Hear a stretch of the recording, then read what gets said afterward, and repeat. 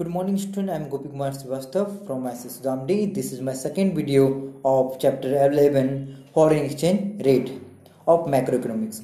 In this video I am discussing about the types of foreign exchange rate. Foreign exchange rate के कितने types हैं? तो there are three main types of foreign exchange rate. First is fixed exchange rate and it is also known as peg exchange rate or stable exchange rate, and the second is the flexible exchange rate, and the third is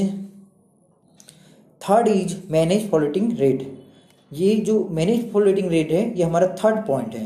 ठीक है, इसे मैंने इसी में include कर दिया था, पर आप इसे अच्छे से अलग कर लें क्योंकि ये हमारा थर्ड टाइप है फॉरेन एक्सचेंज रेट का. ठीक है, and the flexible exchange rate is also known as floating exchange rate.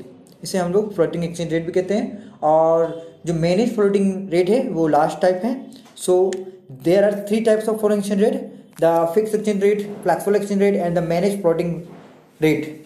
ठीक है, रेट सिस्टम भी कह सकते हो आप इसको. So let understand this three types. First we understand the flexible exchange rate, fix exchange rate system. ठीक ना, तो हम लोग डिस्कस कर रहे हैं. We are discussing the first type, the fix exchange rate. This is our first type, fix exchange rate.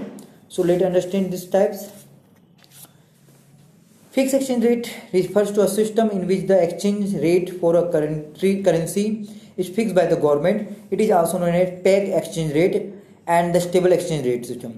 देखिए, fix exchange rate system वो सिस्टम है जहाँ पे एक करेंसी दूसरे करेंसी से एक्सचेंज होता है, पर यहाँ पे जो एक्सचेंज रेट होता है, जो कि $1 में कितना रुपया लगना चाहिए, नहीं लगना चाहिए, जैसे कि $1 का दाम कितना रुपया होगा, कि $1 का दाम 70 हो, 80 हो, 90 हो, जो भी हो, तो यहाँ पे जो रेट तय किया जाएगा करेंसी का, जब हम लोग दूसरे देशों से एक्सचेंज करते हैं, तो ये दोनों गवर्नमेंट मिलकर तय करता है, उस देश का और हमारे देश का. ठीक है, तो इस तरह से हम लोग इसे फिक्स एक्सचेंज रेट कहते हैं. तो आप याद रखिएगा, जब हमारा करेंसी दूसरे देश का साथ एक्सचेंज करता है तो उसका जो रेट रखा जाता है, जो वैल्यू रखा जाता है, उसे फिक्स एक्सचेंज रेट हम लोग कहते हैं, क्योंकि वहाँ पे गवर्नमेंट ही सेटअप करता है कि क्या प्राइस होना चाहिए $1 का. दोनों देश की जो गवर्नमेंट है वो मिलते हैं, बातें करते हैं और एक्सचेंज रेट को बढ़ाते हैं. तो जब भी गवर्नमेंट के द्वारा कंट्रोल किया जाए या प्राइस को डिटरमाइन किया जाए, करेंसी का वैल्यू को पता किया जाए, वो फिक्स एक्सचेंज रेट कहलाता है. ऐसे हम पेग एक्सचेंज रेट भी और स्टेबल एक्सचेंज रेट भी कहते हैं. आपके एग्जाम में, बोर्ड के एग्जाम में ये पूछा जा सकता है कि fix exchange rate is also known as, क्या इसे कहते हैं, नहीं कहते हैं, तो आप यहाँ डिस्कस करें, याद रखें. सो फिक्स एक्सचेंज रेट को मैंने और भी डिफाइन किया है, तो आप यहाँ देख सकते हैं. हमने और भी डिफाइन करके रखा है, पर आप इसे लिख लें और हमारा ये कंप्लीट हो जाएगा. Now we have some more question about fix exchange rate. हमें समझना पड़ेगा. देखिए, fix exchange rate is the rate which is officially fix in the terms of gold और एनी अदर करेंसी. देखिए, फिक्स एक्सचेंज रेट जो है वो हमेशा गोल्ड से भी आप एक्सचेंज कर सकते हैं और अदर करेंसी से भी एक्सचेंज कर सकते हैं. The government search rate does not vary with the changes in the demand and the supply of the foreign currency. Only government has power to change it. जब सिर्फ गवर्नमेंट का power रहेगा कि हाँ चेंज कर लें. अब देखिए, ये करेंसी दो भागों में चेंज हो सकता है, दो तरीकों से चेंज हो सकता है. या फिर मैं दूसरे देशों की करेंसी को सोना दे के ले लूँ, या फिर दूसरे देश की करेंसी को दे के ले लूँ. जैसे कि हमारे पूरे वर्ल्ड में जो सबसे ज़्यादा पावरफुल करेंसी है वो डॉलर है, और डॉलर सबसे पावरफुल इसलिए है क्योंकि वो बहुत सारा गुड एंड सर्विस प्रोवाइड करता है दूसरे देशों के साथ, और बहुत सारे देशों के साथ वो लिंक्ड है. इसलिए डॉलर को मान्यता दिया गया था बहुत साल पहले. इसलिए डॉलर बहुत ही मेन करेंसी है जिससे लोग खरीदते हैं हर देश के, और गुड्स एंड सर्विस को एक्सचेंज करते हैं. The central bank of country intervenes in the foreign exchange market in the such manner that stable exchange rate is maintain. यहाँ पे हर देश का जो सेंट्रल बैंक होता है वो इंटरवेंस करता है, मतलब हस्तक्षेप करता है. जैसे हमारे देश का, भारत का जो सेंट्रल बैंक है वो RBI है, वो भी देखरेख करता है फॉरेन एक्सचेंज रेट को कि किस प्रकार से ये रेट एक्सचेंज हो रहा है, मतलब इसको मेंटेन करने का काम करता है RBI. हर देश का सेंट्रल बैंक अलग अलग होता है. In order to maintain the exchange rate, the central bank has kept reserve of the foreign exchange और foreign currency. यहाँ पे एक और बात यहाँ कहा गया है कि फॉरेन जो RBI है, जो सेंट्रल बैंक है, वो एक्सचेंज करने के लिए कुछ रिजर्व भी रखता है फॉरेन एक्सचेंज का. फॉरेन एक्सचेंज का मतलब होता है, या फॉरेन करेंसी का मतलब होता है वो करेंसी जो आपका देश का नहीं है, जैसे डॉलर, दिनार, कुवैती, जो भी देश का, बाहरी देश का जो करेंसी है उसको. आरबीआई हर देश का करेंसी को अपने पास रखता है। आपको मैं एक बात बता दूं कि जितना दूसरे देशों का पैसा हमारे पास होगा, करेंसी होगा, हम उतना ही पावरफुल होंगे, हम उतना ही उस देश के गुड्स के सर्विस को खरीद सकते हैं इन the exchange of the domestic currency. मतलब अगर आपको डोमेस्टिक करेंसी को एक्सचेंज करना है तो कुछ करेंसी पहले से आरबीआई जमा करके रखता है, अवेलेबल रखता है।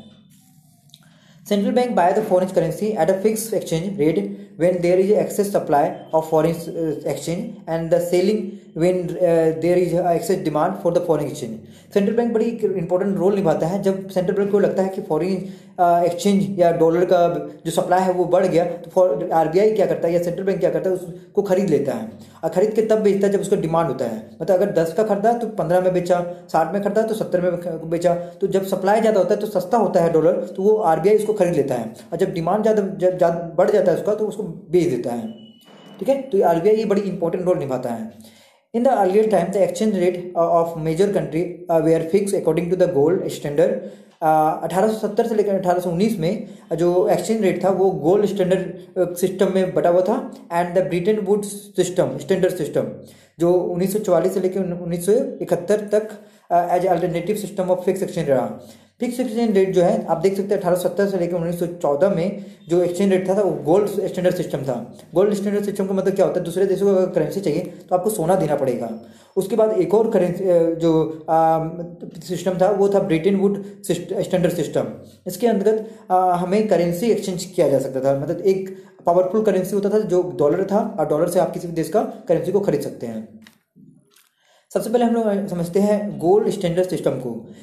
External value of the all currency were maintain by the fixing their prices in the terms of gold. जितना भी वैल्यू था करेंसी का उसको गोल्ड के अनुसार नापा गया, वैल्यू निकाला गया।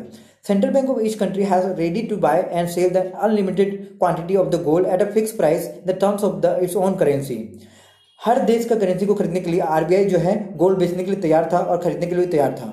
जैसे 1 पाउंड की बात करें, जैसे यहाँ देखिए, यहाँ पर लिखा हुआ है कि अगर आपको 1 पाउंड खरीदना है तो आपको 5 ग्राम ऑफ गोल्ड देना पड़ेगा, एंड $1 खरीदना है तो आपको 2 ग्राम ऑफ गोल्ड देना पड़ेगा। ठीक है, तो यहाँ पे मैंने यहाँ पे गोल्ड लिखा है। ठीक है, आप इसको स्पेलिंग सही कर ले, ये गोल्ड है हमारा।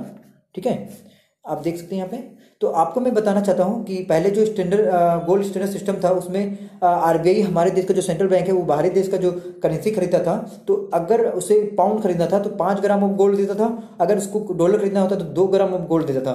तो इस तरह से एक्सचेंज रेट जो है $1 का इस प्रकार से आ जाता था। ठीक है, the system of the exchange rate was also known as mint par value of the exchange rate या मिंट पेरिटी। इस तरह के सिस्टम को जो गोल्ड स्टैंडर्ड में हम लोग बदलाव करते थे इसे हम लोग मिंट पार वैल्यू भी कहते हैं। आपको एग्जाम में ऑब्जेक्टिव में इस तरह का क्वेश्चन पूछा जा सकता है कि मिंट पार वैल्यू क्या है, मतलब गोल्ड स्टैंडर्ड सिस्टम है। ठीक है, let understand the Bretton Wood system या standard system. The gold was replace by the US dollar as the core of the system. बाद में ऐसा पाया गया कि गोल्ड उतना अच्छा नहीं है एक्सचेंज के लिए। हर देश का जो गोल्ड होता है उसमें उतना प्योरिटी नहीं होता है, अलग अलग देशों का अलग अलग प्योरिटी होता है। इस तरह से इसलिए गोल्ड को रिप्लेस किया गया है, मतलब गोल्ड को हटाकर किसी और चीज़ को एक्सचेंज माना गया, जिसमें माना गया था आपका यहाँ पे डॉलर को। All the currency were peg are related to the US dollar at a fix exchange rate. हर करेंसी को फिक्स डॉलर में ही बदलाव किया गया, डॉलर में ही फिक्स किया गया।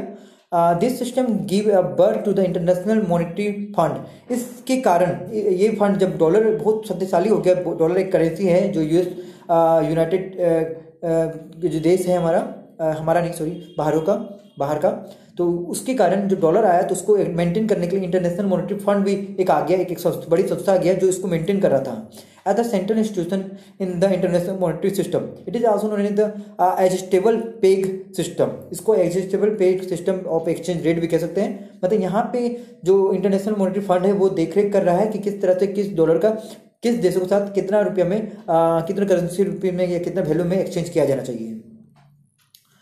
इस जो आईएमएफ था, जो इंटरनेशनल मॉनेटरी फंड था, ये प्रमोट कर रहा था इंटरनेशनल ट्रेड, बढ़ावा दे रहा था ताकि व्यापार बढ़े। Fix exchange rates ensure the certainty about the foreign payment and the help to promote the international trade. जब फिक्स एक्सचेंज रेट फिक्स रहता है किसी चीज़ का, डॉलर का कितना वैल्यू होगा, जैसे कि अगर आपको पता रहे कि हाँ डॉलर का ये दाम है तो आप अच्छे से बाहर के देशों से गुड एंड सर्विस को खरीद सकते हैं। प्रमोट द इंटरनेशनल इन्वेस्टमेंट, यहाँ पे इन्वेस्टमेंट को भी बढ़ाया गया और आपका यहाँ पे दिखा जा सकता है तो ट्रेड को भी, व्यापार को भी बढ़ाया काम किया है ना। No fear of speculation. Speculation मतलब जुआ या इसमें किसी तरह का डर नहीं था, क्योंकि यहाँ पे IMF देख रेख कर रहे हैं इसका जो एक्सचेंज रेट हो रहा है। Under the fix exchange rate system there is no fear of the speculation on the exchange rate. Under this system, speculation activity are controlled and prevented by the monetary authority. IMF इसको पूरी तरह से control कर रहा है, देख रहा है कि यहाँ पे स्पेकुलेशन ना हो। मतलब कि जैसे कि मैंने आपको थोड़ा देर पहले कहा था कि RBI का काम क्या होता है, जब मनी का करेंसी का डॉलर का सप्लाई ज़्यादा होता है तो वो खरीद लेता है, और जब डिमांड ज़्यादा होता है तो बेच देता है। तो इस तरह का एक स्पेकुलेशन है। स्पेकुलेशन को मतलब जुआ तरह का, या आप शेयर बाजार कह सकते हैं या मार्केटिंग कह सकते हैं, इसको रोकने के लिए IMF इसको प्रिवेंशन करता है, अथॉरिटी है और देख रेख करता है कि कोई देश ज़्यादा इसका फायदा नहीं उठा सके। अब हम लोग आते हैं डिमेरिट में। हमारा फिक्स एक्सचेंज रेट का डिमेरिट क्या है? पहला बात, large reserve of the foreign currency. Demerit ये है कि आपको दूसरे देशों का जो करेंसी है बहुत ज़्यादा रखना पड़ेगा।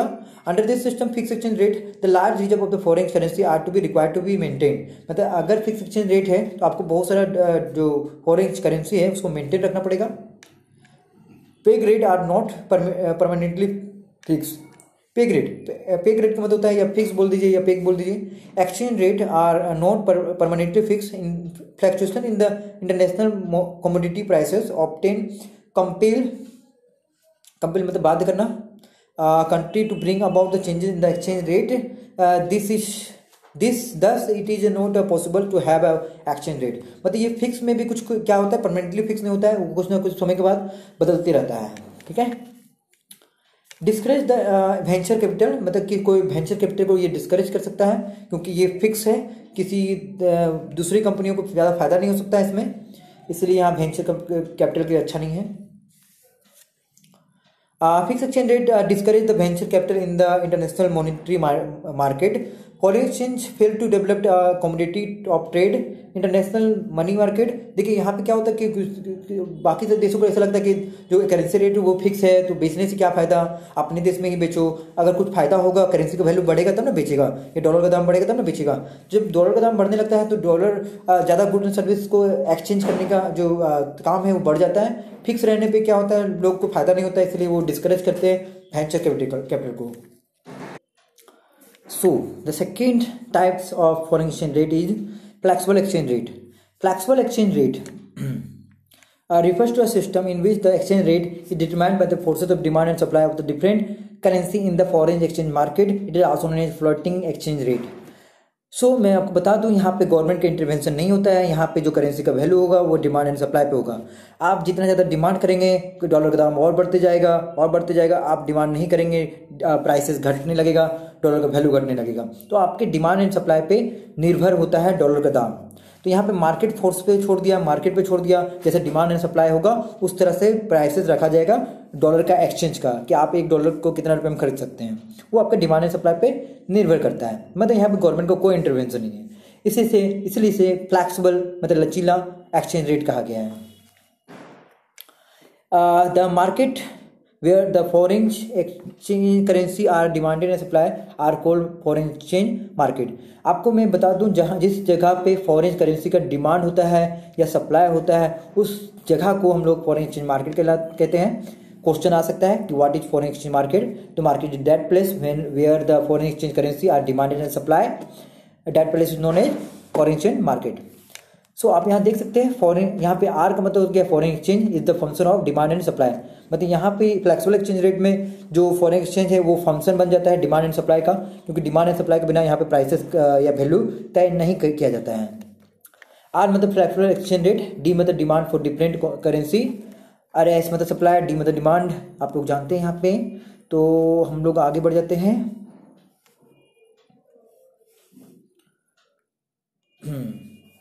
चलिए, हमारे पास अभी बहुत सारा स्पेस है, कहीं कोई दिक्कत नहीं है।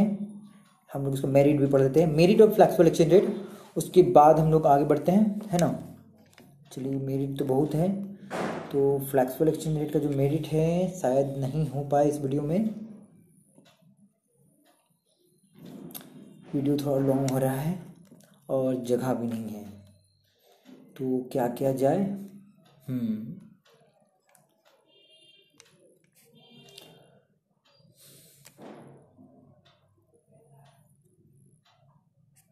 डील कर लिया जाए merit of flexible exchange rate.